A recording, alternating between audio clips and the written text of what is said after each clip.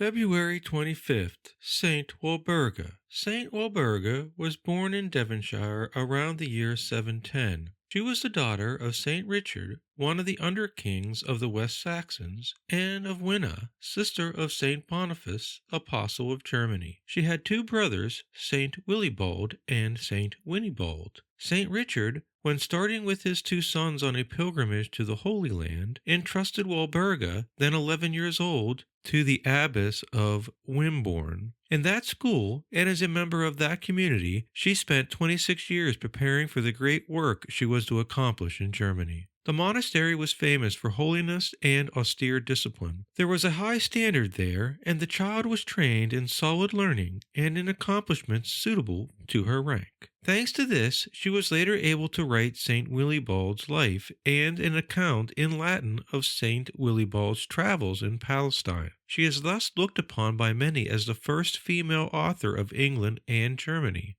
Scarcely a year after her arrival, Walburga received tidings of her father's death.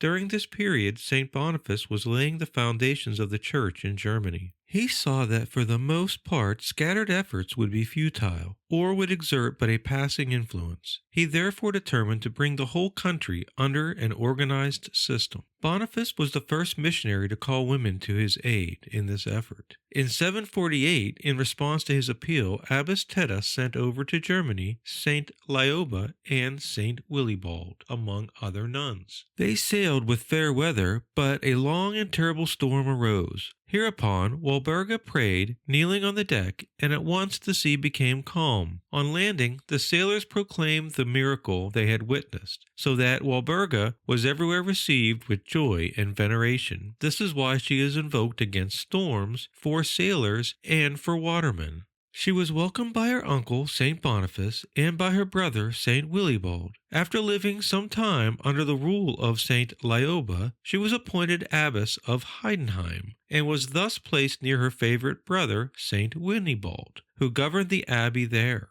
After his death, she ruled over the monks' monastery as well as her own. Her virtue, sweetness, and prudence, added to the gifts of grace and nature which she was endowed, as well as the many miracles she wrought, endeared her to all. On September 23rd in the year 776, she assisted at the translation of her brother St. Winibald's body by St. Willibald, when it was found that time had left no trace upon the sacred remains. Shortly after this she fell ill, and, having been assisted in her last moments by her brother St. Willibald, she expired in Heidenheim on the 25th of February in the year 777. St. Willibald laid her to rest beside St. Winibald, and many wonders were wrought at both tombs. St. Willibald survived until the year 786, and after his death, devotion to St. Walburga gradually declined, and her tomb was neglected. About the year 870, the bishop determined to restore the church and monastery, which were falling into ruin. The workmen, however, desecrated St. Walburga's grave, and one night she appeared to the bishop reproaching and threatening him. This led to the solemn translation of the remains to Eichstätt on the 21st of September. They were placed in the Church of the Holy Cross, now called St. Walburga's. In 893, the bishop opened the shrine to take out a portion of the relics of the saint, and it was then that the body was first discovered to be immersed in a precious oil which, from that day to this, has continued to flow from the sacred remains. This fact has caused St. Walburga to be reckoned among the oil-yielding saints.